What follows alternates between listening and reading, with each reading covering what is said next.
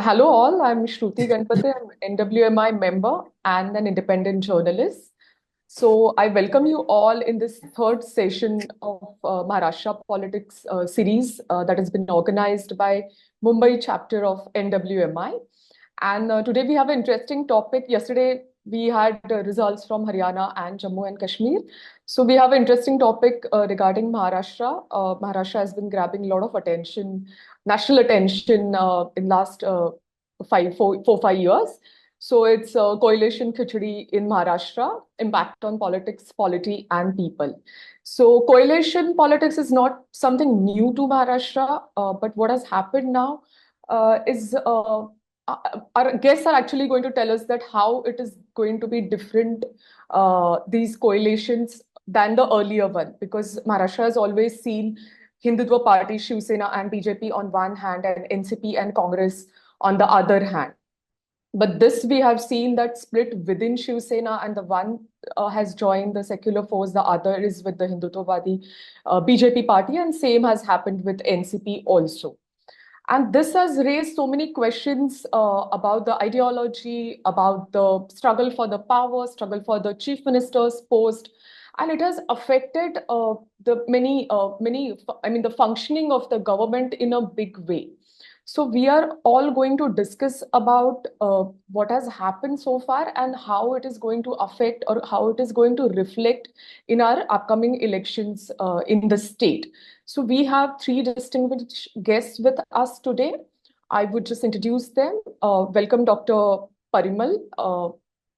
Dr. Parimal Maya Sudhakar is a Pune-based academician, columnist, and commentator. He's currently an associate professor at the MIT School of Government, which is the first institute in India to train young minds in politics. He has developed expertise in analyzing political processes in India as well as other societies. He has earned his master's degree, MPhil, and doctoral degree from Jawaharlal Nehru University in the field of international relations and China studies. He had worked with NGOs and international organizations for over 5 years as a researcher. He's a columnist with newspapers and web portals and regularly participates in primetime discussions on news channels and YouTube channels on the issues of politics and international relations. He teaches global politics, competing politico-economic ideologies, political communication, Chinese state and society. Welcome, Dr. Parimal. Then we have Sanjay Jog. He's a senior journalist with experience of over 37 years, covering politics, finance, and energy sector. He has worked with various newspapers, including Midday, India Post, The Daily, Financial Express, Business Standard, DNA, Free Press Journal, and is currently working with INS as a contributing editor. He has contributed to Reuters, writing on politics and finance. Functioning of the Maharashtra State Legislature and parliamentary proceeding has remained his forte. He also writes extensively on infrastructure, multilateral organizations, trade and commerce, diplomatic relations, including G20, WTO, labor, civic and local bodies, and environment. He's a strong voice on news debates on various TV channels and social media channels. Welcome, Sanjay. And we have our third guest, Dr. Vaishali Patil. She's a social activist working in Raigad district for over 30 years. She's leading the fight against polluting projects in Konkan, including Jaitapur power plant, mining in the Sindhudurg district. A postgraduate in sociology, Dr. Vaishali Patil's PhD is on Karkari tribal women in the Raigad district. She founded the Ankur Trust 30 years ago, through which she worked with Karkari tribal on their land rights and education. She has helped them in filing collective forest rights claims, collaborating with the government for afforestation, water conservation, and deforestation on hundreds of acres of forest land, and mobilizing these tribal women in the movement for environmental conservation. She has received the award from the Department of Women and Child Development in the hands of the Chief Minister. She has received more than 25 awards in the social field. She is a trustee of Child Heaven, which has been running an orphanage for the past 22 years. She has represented environmental movements as a People's Global Climate Ambassador with the World Bank and UN Women on the issue of climate change. Welcome you all. So my first question is that this coalition is, as I said, not new in Maharashtra. So what is the difference between the earlier coalition when Sharad Pawar had split in 1978 from Congress and formed a government with opposition Janata Dal and became the chief minister. And then again he had split with Congress in 1999 and formed his own party NCP. So how that coalition is different from this coalition that we are seeing today, and why this has been much talked about. I will start with Parimal. Yes, thank you. Thank you, Shruti, and to all the organizers who have invited me to have discussion with all of you on the Coalition Khichdi coalition politics in Maharashtra and its impact on people and politics in the state. So, Shruti, regarding your question, uh, the earlier coalitions mostly were formed against one dominant party system. That was the Congress.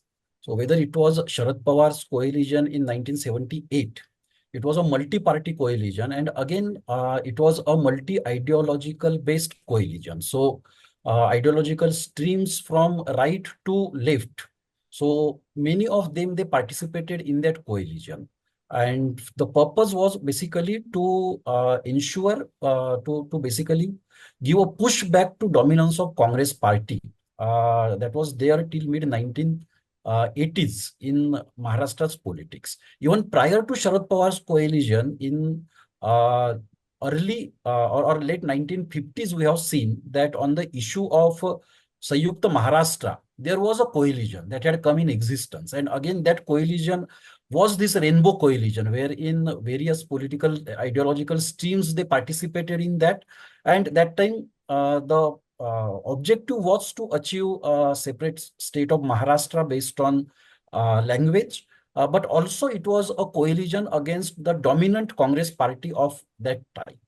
The third coalition that came in existence was in 1980s when Shiv Sena and BJP, they joined hands in 1986-87 formally for the first time. From there, we could see a different league of coalition politics in Maharashtra. But that coalition also was formed in the backdrop of Congress being a very dominant party in the state and in national politics as well. I mean, that was the period when Rajiv Gandhi had 400 plus Lok Sabha members. And in Maharashtra, Congress had a very, very comfortable majority. So in that backdrop, this coalition of BJP and Shiv Sena was formed, and that continued. Or we could say that till date it is continuing with the version of Eknath Shinde faction of Shiv Sena, still with Bharatiya Janata Party. And then when Sharad Pawar broke away from Congress for the second time in 1999, immediately after that, within 4 months, the political situation was such that he had no option but to again form a coalition with Congress party and form a government with Congress party in 1999. But that also showed that Sharad Pawar and his followers that time had no option but to go along with Congress party in 1999. And then that coalition continued for long. For 15 years, they were in power. And then finally in 2014, they decided to contest elections separately. Now, it was here that where we could see seeds of the current day politics in Maharashtra in 2014, wherein it was not only Sharad Pawar's NCP and Congress, they decided to fight 2014 assembly elections separately. But Shiv Sena and BJP also decided to fight the 2014 assembly election separately and not on a common platform, not together. Just few months prior to that, they contested Lok Sabha election together. But then basically what they say as issues regarding the seat sharing, and BJP by that time had emerged as a dominant party in national politics and in state politics as well. And in Maharashtra, the formula that was there, that in state politics, Shiv Sena would be a senior partner, and in national politics, BJP would be a senior partner in the Saffron Alliance. BJP wanted a remaking of this understanding. And therefore, for the first time in 2014, there was a breakup between this alliance of Shiv Sena and BJP. But then again, after the election, after a couple of years, Shiv Sena rejoined BJP's alliance. However, by that time, between 2014 and 2016, when Shiv Sena decided to join BJP government, what fundamentally changed was that in Maharashtra's politics, it was considered that BJP had a soft Hindutva and Shiv Sena was considered as following a brand of very hardcore Hindutva, or rather Balasaheb Thackeray was the one who popularized the term Hindutva. And that time BJP leader would always say that we follow true secularism. We are not pseudo secularist like Congress. But Balasaheb Thackeray would say that we follow Hindutva. And that was his prime slogan. But after 2014, not in the 2014 Lok Sabha election, but after 2014, slowly and steadily, with the Modi Shah brand of politics, BJP captured that hardcore brand of Hindutva politics, not only in Maharashtra, but at the national level as well. And that time, rethinking within Shiv Sena, particularly in Uddhav Thackeray's mind, has begun. That they had lost their political space. So Uddhav Thackeray was looking for a political space from 2014, 2015 onwards itself. And therefore, the BJP Shiv Sena, even when they came together, they were never comfortable on this particular point. And also the fact that earlier Shiv Sena was a senior partner, chief ministership was with Shiv Sena when they formed the government for the first time in Maharashtra. But now BJP was not willing to give chief minister's post to Shiv Sena. So basically on these 2 points, then in 2019, when they contested the election together, but after election, then Shiv Sena entered into a very hard bargaining to get chief minister's post. And then we all know what happened. Then Ajit Pawar and Devendra Fadnavis, they had this morning uh, swearing Oath in ceremony. ceremony, and then the Mahavikas Aghadi was formed. Mahavikas Aghadi was formed, and Shiv Sena then joined hands with Congress and NCP. So this was something that had never happened at such a large scale in Maharashtra's politics, that three dominant parties, two of which belonging to one ideological stream and another belonging to completely different ideological stream, and all of them almost equally powerful, joining hands together. So earlier, when different ideological streams joined hands together, they basically their status in Maharashtra's politics was quite different one. So they were small groups joining hands together, but here now three big groups, they join hands together. And even after that, the Shiv Sena experienced a split. The reason for that split mainly was, one could consider that it was Eknath Shinde's hunger for being chief minister, or it was ED's threat to Eknath Shinde and his followers or so. But ideologically also, Shiv Sena MLAs were not very comfortable being in the company of Congress and NCP. And they considered that they had easy victory in 2019 assembly election because they had alliance with BJP. And many of them were literally mesmerized by what BJP did on Article 370, the Balakot operation, or the Supreme Court verdict on Ayodhya that had come by that time or so. So they considered that if they would not be in the company of BJP, it would be very difficult for them to win the next election. And that group then basically they switched side. They broke Shiv Sena. They went with BJP. And since then, I mean, all other excuses were there. Uddhav Thackeray was not available, etc. or so. But one thing that consistently they are saying is that we are following true Hindutva of Balasaheb Thackeray, and Uddhav Thackeray is not following Hindutva of Balasaheb Thackeray. So they are saying that they are claiming this legacy of Balasaheb Thackeray, and therefore they have switched the sides. This Lok Sabha election actually showed that the Hindutva followers of Shiv Sena, they have basically shifted to Eknath Shinde and BJP alliance, or they remain with BJP and Eknath Shinde's Shiv Sena alliance. Without that, it was not possible for Eknath Shinde to win 7 seats in Maharashtra. So the point that I'm trying to make is that it's the politics about the Hindutva base, wherein Uddhav Thackeray considered that that base was already taken over by BJP, and therefore he was looking to create some other base. And Eknath Shinde and his followers considered that without that base and without backing of BJP, they would not survive long in politics, and therefore they had to part ways from each other. Now, when it came to Ajit Pawar, the Ajit Pawar story is little different. It is more about not getting chief minister's post for a long period of time. The ED and all the threats from the central agencies also played quite an important role in that also. And it basically Ajit Pawar developed a thinking that if he continued to remain in Mahavikas Aghadi, chief minister's post is never going to come to him. The first choice of Mahavikas Aghadi for chief minister's post, at least at that point of time, was Uddhav Thackeray. And therefore, Ajit Pawar tried to explore something else. And this combination, that his hunger for chief minister's post, his realization that he would never get chief minister's post being in Mahavikas Aghadi, and it is threat. So all of them basically forced him and his followers to switch side and then join hands with BJP. So Ajit Pawar, I don't think that there was any kind of ideological thing that was there in his splitting away from NCP or so. But for Eknath Shinde, certainly that was one of the important factors based on which he and his followers, they had taken the decision. Now, after this Lok Sabha election, or rather during the Lok Sabha election, Ajit Pawar also realized the power of ideology. And he started talking about Yashwantrao Chauhan's ideology. He started talking about Shahu Phule, Shivaji Maharaj ideology, something that he had never spoken earlier. He had now even went on to the extent of offering 10% of seats, NCP seats, to Muslim candidates.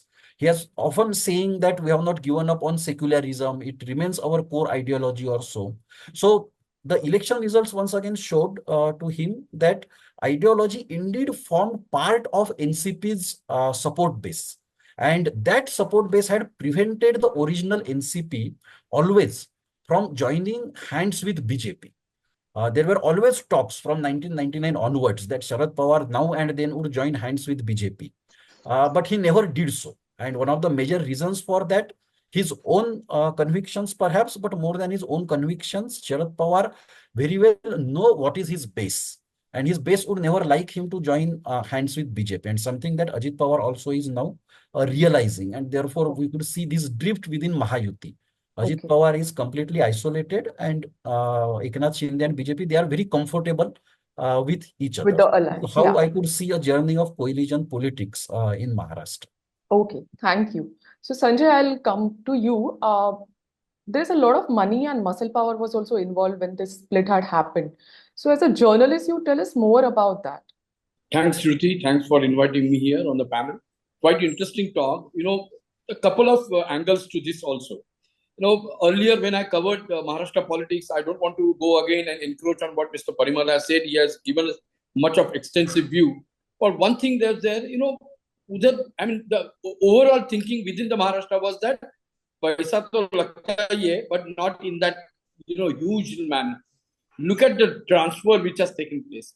When the first Mr. Shinde split, what was the talk which went quite viral? Pannas kote, everything over. It became so viral. People were used to money power, muscle power in politics, but not in this kind of pannas koke and everything okay kind of a manner. So first thing, very interesting, when Shiv Sena split, the thing which came to light was that it has all happened with the quote unquote, because the word Mr. Shiv Sena has coined was a Mahashakti played a major role. By Mahashakti, everybody knows, was BJP. So bringing all those 50 together of Shiv Sena 40 plus 10 independents, taking them to Surat, taking them to Assam, again went to Goa, and from there come back to Mumbai for a very surprising manner in which Mr. Fadnavis was not given a chance to the chief ministership, but Eknath Shinde was made a chief minister. The manner in which BJP was eyeing basically to, Eknath Shinde was fuming.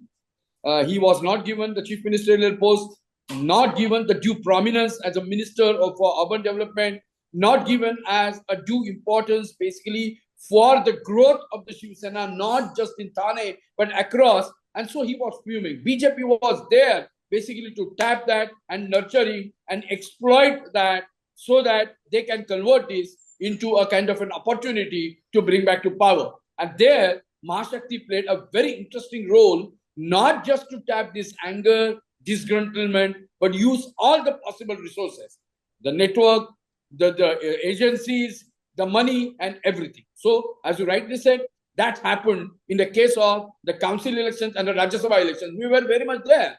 the manner in which Mr. Mahadi was fielded by BJP, knowing that they have no number.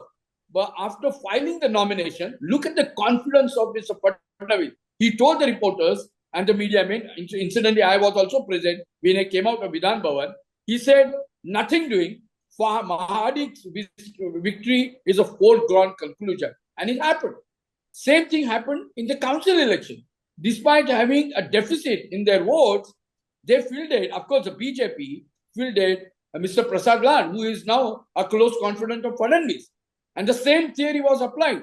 And look what happened on the same 20th June. When the counting was on, everybody was there. And suddenly in between, the news started flowing. Mr. Shinde is at large. He is non-traceable. By the time the result came out, it was like Fadnavis' victory. He made it all happen. It was all possible because of the central agencies, what the role they have played, the money that was used. The Khoka has become so popular by that time that the Congress and the NCP in that time, during that united NCP, they had already given up. They said they were unable to match those kind of money power. So, the conclusion was very much there.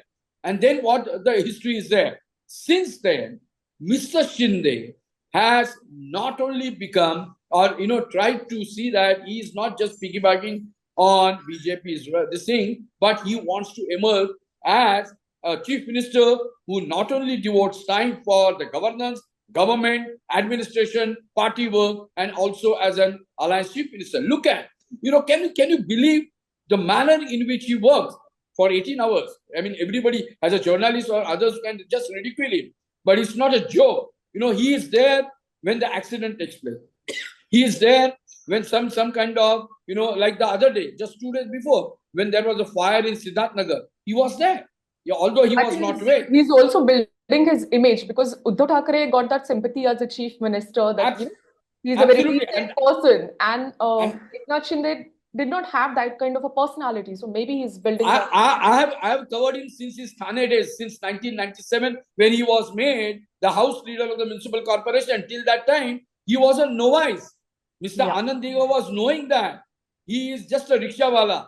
But the manner in which he tried to have a say in the Thane's, Shiv Sena build-up, Mr. Anand Diga gave him a chance, and from there, it's a history, the manner in which he has rose to this level. Right. So the point I'm driving home and end here is that, undoubtedly the money power is going to be, Shruti, you won't believe, I have traveled across during the Lok Sabha election. The top was that Mr. Shinde was using and splurging money like this. I don't want to attract any kind of a breach of privilege, but the top of the town is that crores and crores rupees have been flown and given to the candidate. One thing is very interesting. In Thane, where I stay, Mr. Naresh Maske was nowhere.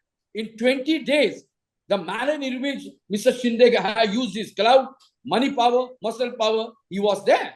And he won the election. Yes. Absolutely. In fact, so to put it now, in the coming election, you won't believe, Shruti, some of the aspirants now who are going to get the elect or definitely seeking the candidature, they have started talking about, they will also have to mobilize about not less than 25 crore to contest the election. This was not our Maharashtra. As a journalist, this was not a Maharashtra to write about. Yeah. So I will come to this particular question of money. I'll just go to Vaishali. Yeah. Vaishali, you can tell us about reaction among common people, how social sector is getting affected. What is your experience? Yeah, you get the reaction of the social sector, especially the downtrodden, who really matters in the party politics, who vote, who go out of the house and vote, and who also has got a power of transforming the political scenario. Because I think they are the major chunk of it, like tribals, Dalit, agricultural laborers, and rural poor. They are the one who really come out of their houses for the vote. You can see this representation of the social sector in the banks, in the ration queue, then in the electricity department when they go to pay the electricity bill. You will also see this, the reactions in the schools when like the women go for the midday meal with regard to that, or getting the nutritional things in the Anganwadi. And then I would say that the reaction was so symbolic. The other day we had a Mahila Kisan Adhikar Manch's Adhiveshan in Pune, and we had women Shetmazur, like agricultural laborers, and the sugarcane cutters across Maharashtra and their leaders there. And the question was asked to them, how many of you got the Larki Bahin? And since they were leaders of the group, leaders of their union, most of them put the hand up that they have got it. But they said their villagers, their women did not get it. And then the second question was asked to them, how many of you would vote for this government? And none of them said that they would vote for this government. See, it is just a myth that, you know, if you get the freebies and populist slogans, that the entire mass will vote. You know, that their government is expecting about 2.5 crore women beneficiaries under the Larki Bahin scheme. And they are expecting that all the 2.5 crore women will vote for Mayuti. I think this is real an exaggeration. We'll have to wait, you know. Maybe, but in Madhya Pradesh, we saw that, that government really, I mean, that scheme really helped them. And this scheme is based on this Madhya Pradesh scheme. So I think we'll really have to wait and see whether this will go in their favor or not. Yeah. I will, since you talked about the money power involved in this whole thing, I also feel that there is a lot of bargaining happening from both the sides. As a coalition, I mean, the candidates are bargaining with both the sides, with different parties. So how do you see that? How this will affect the election? Shruti, can I just tell you, I just wrote a story today, day before yesterday also. Two very interesting things. Yesterday's Haryana election has suddenly charged up, you know, a kind of atmosphere within the BJP. 3 days ago, I was there in their office. Everything was as if going, okay, we will definitely come back, but still we'll have to strike. Suddenly, the mood is, you know, like charged up.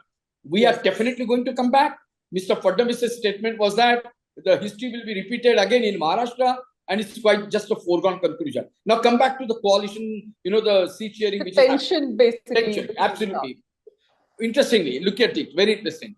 As far as the Mahavikas Aghadi is concerned, till yesterday, everything was as if normal. You know, they were saying that about 150 to 200 seats, we have arrived at a consensus. It's just a matter of few another seats. We will definitely, you know, reach very soon. And they were expecting that after Dasara, their first list will be, around. But look at today's stance, which was taken by Mr. Sanjay Jog. He said the big brother thing should be stopped by the Congress party. Nobody is here as the big brother or the small brother. And the Congress party, if at all wants to pursue with its agenda of being a big brother, then I think the Shiv Sena is ready for a solo fight or going unilateral. Yeah. Look at the change. Look at the change in the language. And similarly, you know, very interesting. The rebuttal came in a satire manner from Mr. Fadnavis. Of course, he is so superb in applying his sense of time and sense of humor.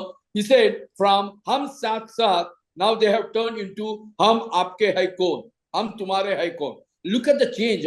So he ridiculed and took a dig at Mahavikas Aghadi's unity claim. Now coming to the tension.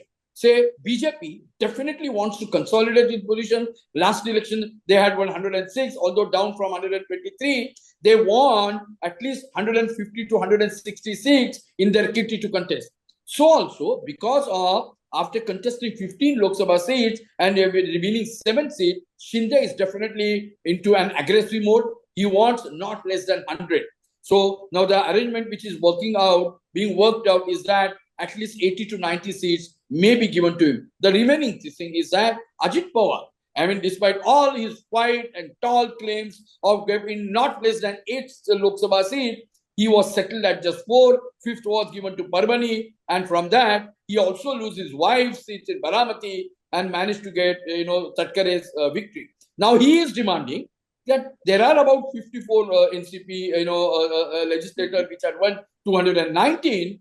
Apart from that, there are 6 independents and smaller parties they are supporting. So 60 is my number. Although initially Mr. Bhujbal has been all the time saying when they shifted, they were promised about 96. Now it's just they are forgetting that.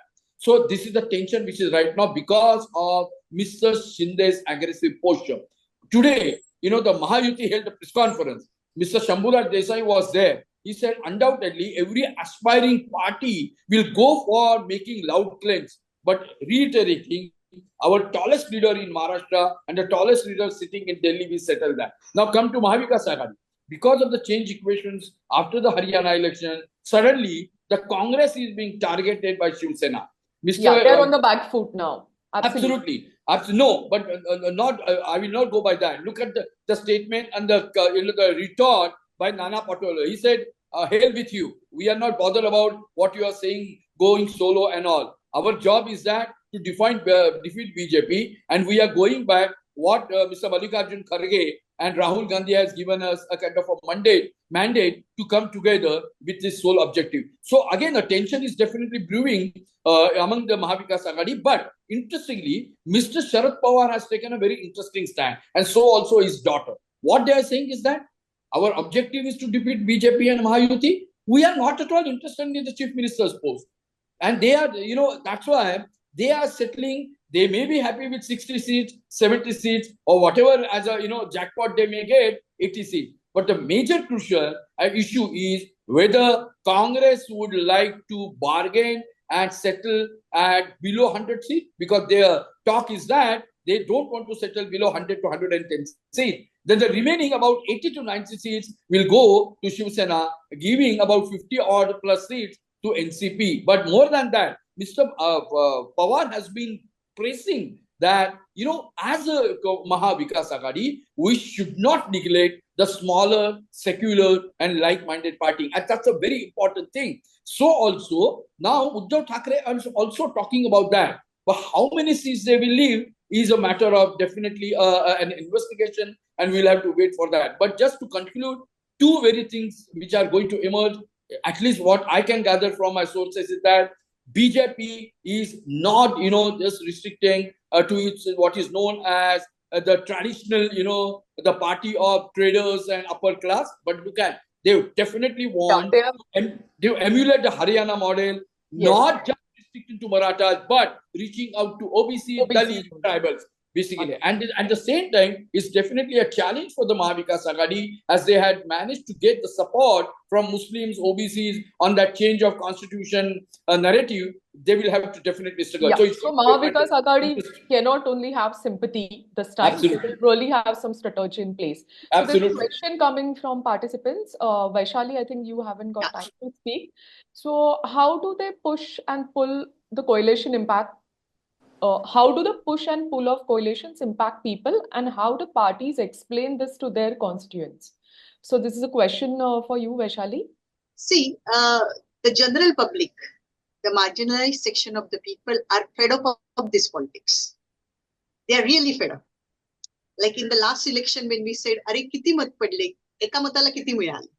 Someone said 200, 300, 500 rupees or something like that. And then while taking the money, you're not too sure whether that person has given the vote to that party from whom they have received the money.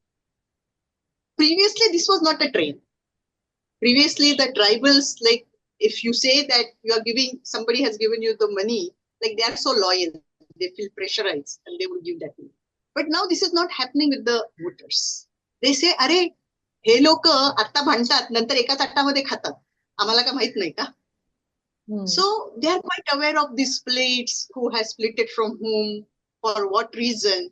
And they are also disappointed with these political parties. People have really not lost the faith in democracy, but they are fed up of party politics. Politics, right. They are fed up of these coalitions. They are fed up of this, the dirty politics and selfish politics also. And they understand it very well. But I think also because of this, they are not coming out and vote. As we see, the voting percentage is also not very satisfactory. Exactly. Just because of this, they are not coming out. But I expect now, the way the things are going on, that this assembly election, people will come out and vote. Hopefully. And yeah. They will vote. They will vote because they have fed up many of the things. Right. So the next question is for Professor Parimal. The political parties are largely silent about hate politics, hate speeches in rallies, and even hate crimes. So what do you feel about that? This is from Geeta, this question. I mean, this is something that is very tricky for political parties, particularly those who are on the opposite side of BJP. They always consider that speaking loudly about it, and of late, particularly after 2014, they started considering that speaking loudly about it basically would cost them the Hindu votes, which actually is not the case. But many of them fear about it. In fact, we have this experience wherein after the split in Shiv Sena, Uddhav Thackeray actually started speaking about it. And he spoke very loudly about hate crimes against Muslims and his stand on how he would distinguish between I mean Pakistan and Indian Muslims. These two are completely separate things, etc. And then those serving in Indian army, they are also Muslims, etc. Also. And in that context, then he would also take on the issue of violence against people who are transporting cows or cattle, etc. So he spoke quite openly about it. But of late, after Lok Sabha election, we don't see him either speaking about these issues. Congress and other parties, they obviously have not been very vocal on all these issues, fearing a backlash or fearing that BJP basically would make a very big issue of it. That's what they are very apprehensive of it. That if they speak something about it, then everywhere BJP would make issue of it, and then they would be on the back foot. But this is something that these parties they need to realize that there are many Hindus, Hindu voters who also don't like these things. And if you speak on these issues, they would get mobilized behind you. I mean, Uddhav Thackeray has demonstrated this. That today Muslims are much more enthusiastic to vote for Uddhav Thackeray because he speaks openly about it. So I mean, I don't see any leader in Maharashtra speaking so much about the rape victim, the rape accused in Gujarat, freeing on bail, the rape victims not getting justice. But Uddhav Thackeray spoke about it. He said that this is not for Hindutva. Raping women and then freeing those people who were in jail on the accusation of, or the charges were proven against them, but still they were freed by the government or so. So people still supported him to a large extent or so. So this is something that Rahul Gandhi is trying to articulate, but not many. I mean, recently Himachal minister has also come out with an advice to, or rather an instruction to the eatery owners to display their names on their eatery shops. Yes. So Congress has issued a show cause notice to that particular minister. But this happens at the top level because Rahul Gandhi is quite conscious about these issues and is quite convinced about this also. But at the lower level, we really don't see that is something that is happening. Happening. I completely agree that political parties can't be silent on these issues, and I don't think there would be any backlash if they speak openly about it. Rather, what common people like is clear articulation of positions. That you articulate your position clearly, and people they do rally behind you. Okay. But if you don't articulate the position, then people also get confused, or people also then don't feel enthusiastic to come out to vote for you. Okay. Shruti, can I just Yes. come just to support what Mr. Parimal said?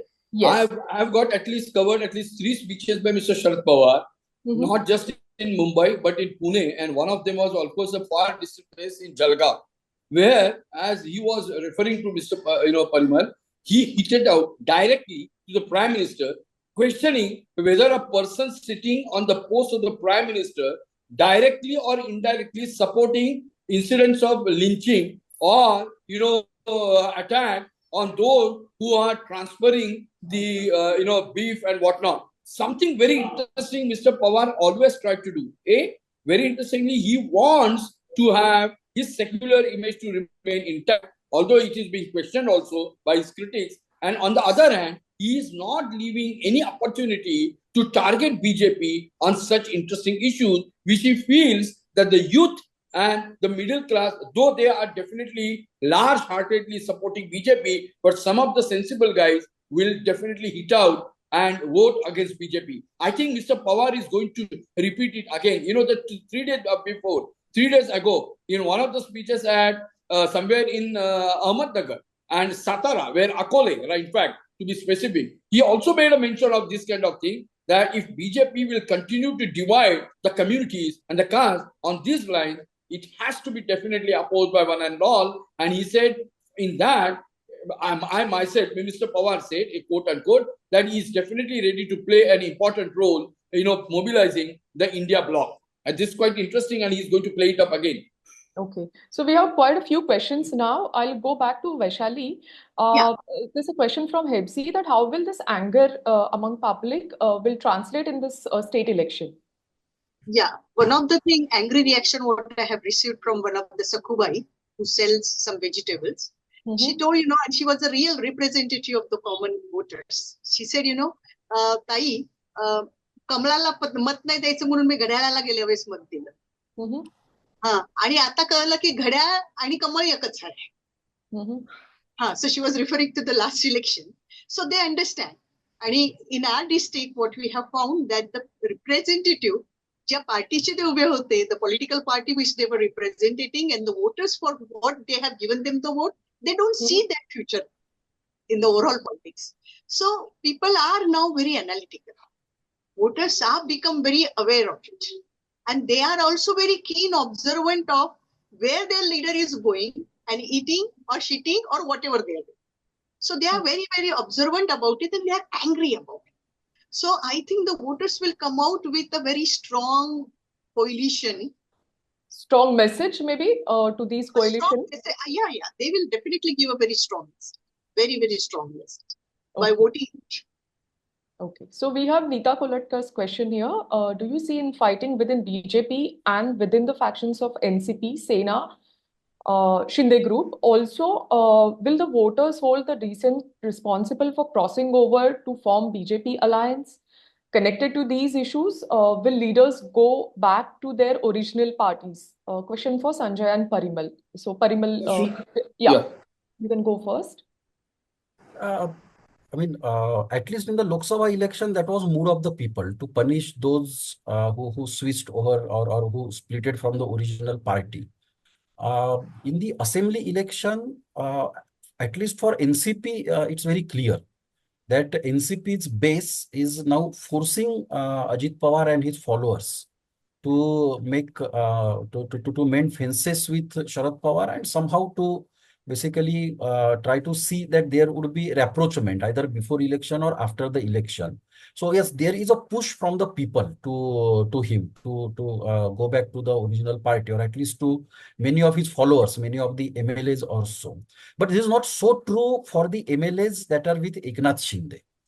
And that's because there is a difference between the MLAs of Shiv Sena and MLAs of NCP. I mean, if we consider them as all together. It has often been said that NCP is what they call as a Sardaranchi Modi. It is basically a group of people having regional clout, district level or assembly level, which is quite true.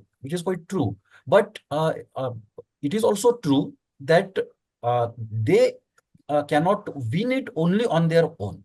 They need support of Sharad Pawar, his politics, his institutions, etc., or either BJP wholeheartedly with them and BJP's vote base wholeheartedly with them. Without that, they simply cannot win it, because that is, and this is again a base mostly in Western Maharashtra. But that is how the society and economy in Western Maharashtra is structured. So yes, there are, I mean, for example, take example of Harshvardhan Patil or Ramraje Nimbalkar. They are precisely the people whom could be said as Sardar in their own assembly areas. But they need a party. Harshvardhan Patil wanted either Congress or BJP or now NCP. Or Ramraje Nimbalkar, NCP, and now again back to NCP, Sharad Pawar or so. So that is the structure. But that's not true about Eknath Shinde or rather Shiv Sena's MLAs. So with regard to Shiv Sena's development as a political organization, what happened that Balasaheb Thackeray or Shiv Sena as an organization from the central level, they were never instrumental for victory of their candidates in different places. So they were supplementary, but were really not very instrumental. So these MLAs, they built their own bases in different places. And Balasaheb Thackeray and Shiv Sena as an organization and their ideology and alliance with BJP was supplementary to them. And therefore, many MLAs who are with Eknath Shinde, they are powerful on their own terms. And they still can manage the things with support from BJP. That they are confident that they could do so with support from BJP. And this is also because the voters in their constituencies also think that they have no option, or rather this MLA has been very useful to them, worked hard for them, etc. or so. So that aspect is also there. And therefore, we simply could not discard it completely, that they also would be punished by the people. Also, the fact that while Sharad Pawar is after the MLAs who dissed him, Uddhav Thackeray is not.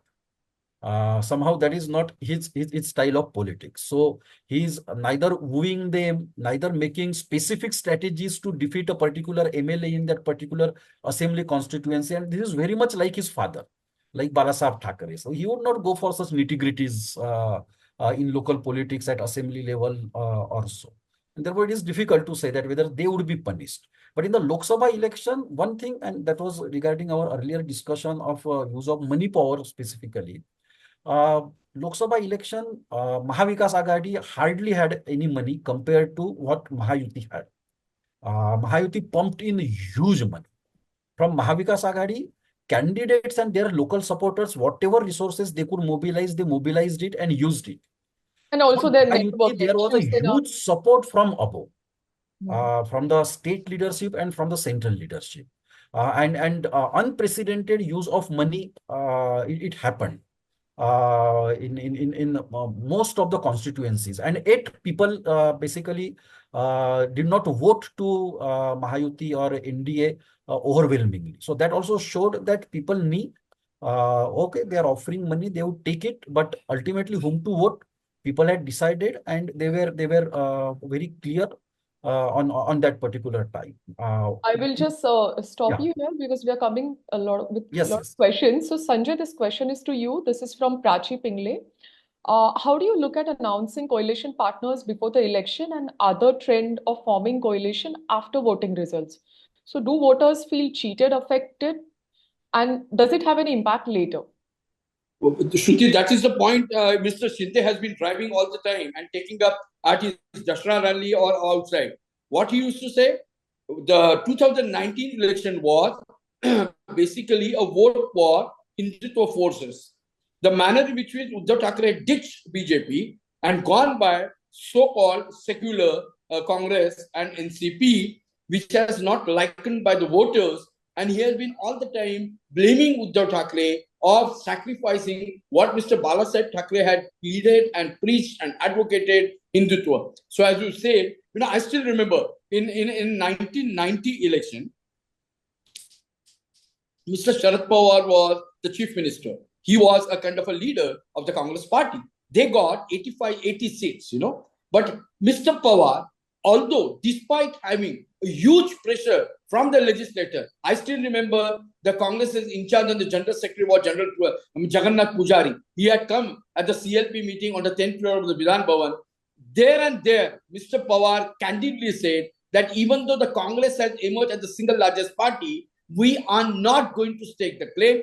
I am going to Mr. P.C. Alexander and submit my resignation. So the point which I am taking forward to a question was that he was very much serious that there was a pre-poll alliance of the BJP and Shiv Sena, and the people have voted for that alliance. Although the number was not reached to the magic level of 145. Everybody knows it's a history, the manner in which Mr. Pawar has sent all his supporters who had elected as an independent, and so 45 independents really gave a support, and the BJP Sena the government came to the power. So as you said, the post election arithmetic, generally the political party leaders and those voters, committed voters, do not right to prescribe or substantially support that. So I strongly feel the pre-poll alliance definitely works.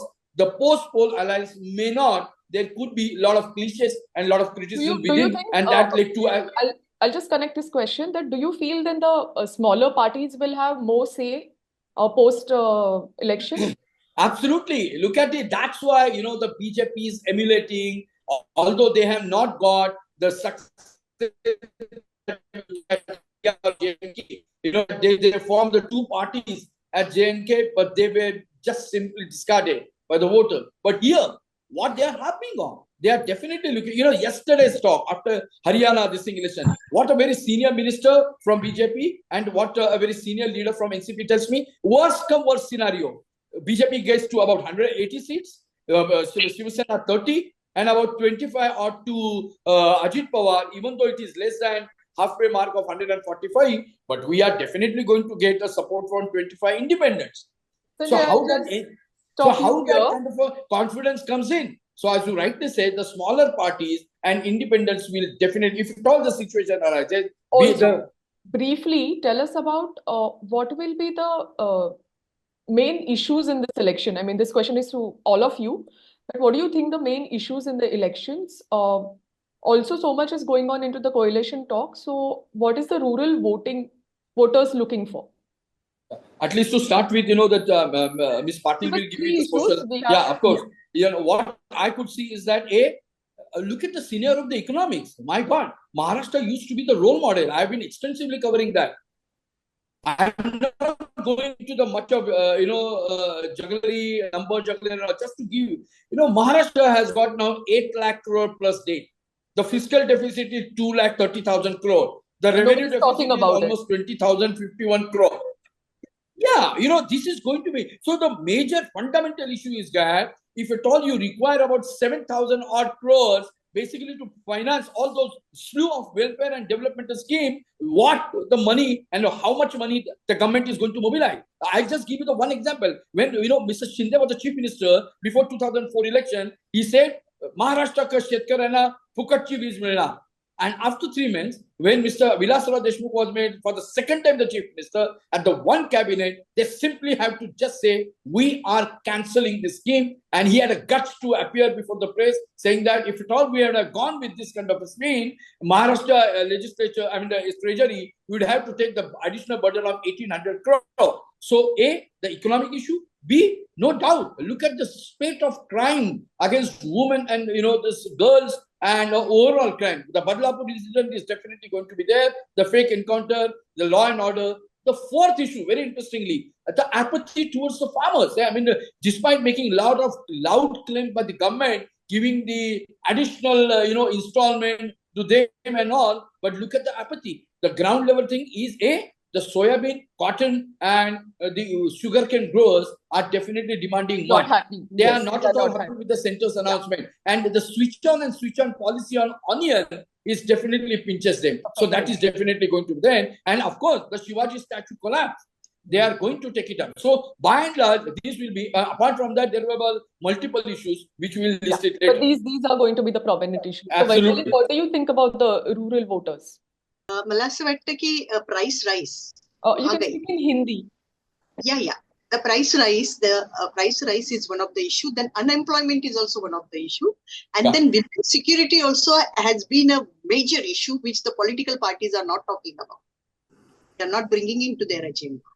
And with regard to the tribals, the land rights, the forest rights, these are the major issues which concerns people, and they are going to bring forth this. Okay. So, Parimal, I'll ask you another question. What are the individual factors that work for each of them, Eknath Shinde, Uddhav Thackeray, and Sharad Pawar? And what will work for BJP and Congress? Also, talk about there is a huge, intense race for the chief minister's post, because everyone's ambition is not hidden. Uddhav Thackeray wants to be chief minister, Eknath Shinde wants to be chief minister, Devendra Fadnavis, Ajit Pawar. So there are chief minister, a claimant for the post are so many. So how do you look at that?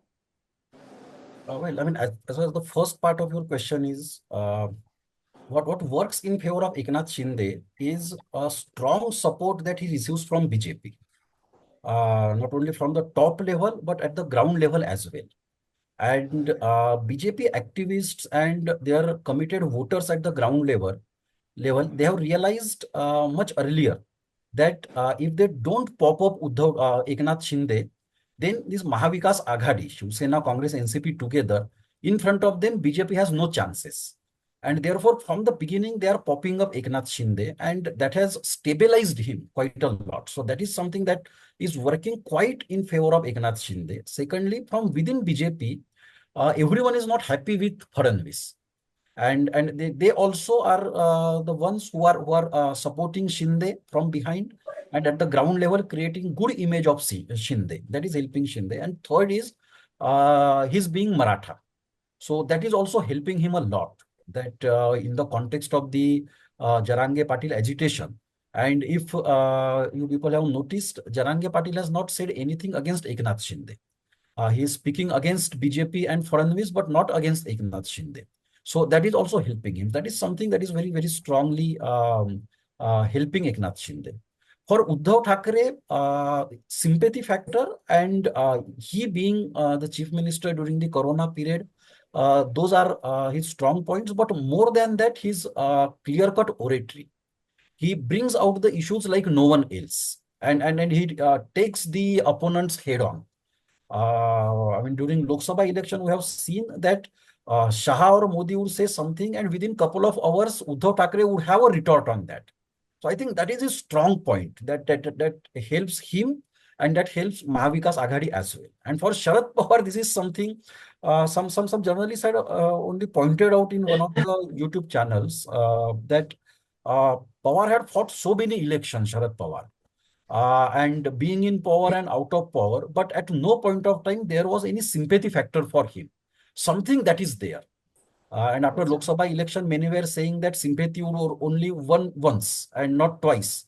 But we have seen that after Lok Sabha election, this has been on increase continuously for Sharad Pawar. So that is something that is he being so old and still fighting. So this image is helping Sharad Pawar a lot. That and something that is inspiring the youth. I mean, 85-year-old person, he's become an icon for the youth, many youth in the country. So that is something that is very, very, very much helping Sharad Pawar. And for the chief minister's race, I think for a time being, at least Mahavikas Aghadi has put this on the back burner. Mostly because if they make Uddhav Thackeray as the chief ministerial face, they are not sure how Marathas would react to that in the context of Maratha reservation. So I think Sharad Pawar has convinced Uddhav Thackeray not to push for this particular thing. Okay. Secondly, to keep Congress in a confident mode, it is important that chief minister's post is not announced. Then only Congress leader in their local level, at their local level, they would work well. If they know that they won't be chief minister, none of them would work, and that would be really be disadvantage to Mahavikas Aghadi. For Mahayuti, the disadvantage that BJP was facing so far, I am not sure what is BJP's condition after yesterday's Haryana result. But so far there was a deep demoralization within BJP because they need that come what may, even if Mahayuti would get a comfortable majority, they are not going to have chief minister's position. And that was quite demoralizing for BJP and for Fadnavis and his supporters as well. So for Mahaviti, it is very clear if they are forming the government, Eknath Shinde is their best bet. Right. So now next and almost last question is for Vaishali. So you work with tribal, and there's a lot of anger among tribal that, Dhangars are demanding reservation in tribal quota. So do you think that this is question from Neha Ghatpande in that context? So do you think that BJP's mantra of wooing OBCs will succeed this time in the context of Dhangar and Maratha reservation demand? It will definitely not help the BJP in any way. And then, as you mentioned, that tribals are really very, very disappointed with the central government and with the state government, both. And basically, that is with the forest right, the position of the government with the forest right. That the government has really not taken any position and has not really seen that there is no political will to implement this act, which has been a very revolutionary act from the point of view of the tribals. So that is very much unrest is still there. The second thing is also with regard to the privatization of education, the privatization of everything what is going on. The tribals understand it very well and it impacts on them. Like with regard to the NREGS also, cutting down the budget in the NREGS has impacted widely on the tribals. And then secondly, also tribals sometimes get confused about what is happening at the national level, at the state level, and really trying to see what is alternate. So they are also looking for something alternate, which is very strong, very concrete, which would give them assurance. And this is what the voters are looking for. Traditionally, tribals have been with Congress, but in between we saw that they have really broken out from Congress and had shifted to the BJP. But now we see, like after Rahul's whole Padayatra from Maharashtra, which has gone, it had a huge impact on tribal community of Maharashtra. It really had. And then we can really see the trend of like getting back to the reconnecting with the Congress party, reconnecting with the left parties. So that connection, this seems to have been establishing now. Okay. So I have last two questions now. One question is again from Neha. Said, this is for Parimal. Do you think that the anger against coalitions would result in one party emerging in a dominant position? And do you think this benefiting the BJP if they fight maximum seats? No, I mean, if BJP fights maximum seats, it's certainly not going to benefit them. If they don't accommodate Eknath Shinde and Ajit Pawar to their satisfaction, so this would result into large-scale rebellion in Mahayuti, and that would not certainly benefit BJP at the state level also. Also, BJP also has its task cut out in terms of accommodating other smaller parties. For example, Mahadev Jankar's party or Shiv Swaraj party, which has been with which were been with BJP in last few elections or so. So, I mean, BJP would contest maximum number of seats from Mahayuti, but if they try to contest more than 150 or so, so that would backfire on BJP, certainly. Okay, and the last question, and we'll end here. It's from Alka Tukkar. Vaishali, this is for you. Do you think that the postponing elections in the state has helped the ruling government to reduce sympathy for Maha Vikas Aghadi? Up to certain point, yes, Alka, but not the fully that it will really overlook everything what they are dealing with. I mean, we say that mass memory is very short, but it's not that short. We will show that will show up in the voting. Right, right. So we come to end of our third session, and I really thank you, Parimal, Vaishali, and Sanjay for this insightful discussion on the coalition politics. And I think soon our dates for the state election will be declared. So we all will be in touch, and if reporters have any issues, any doubts, they will definitely connect with you separately. And I really thank you, NWMI Mumbai chapter, for organizing this talk and giving me opportunity to curate this session. Really thank you. Thank you. Thank you so much. Thank you, Shruti. Thanks, team.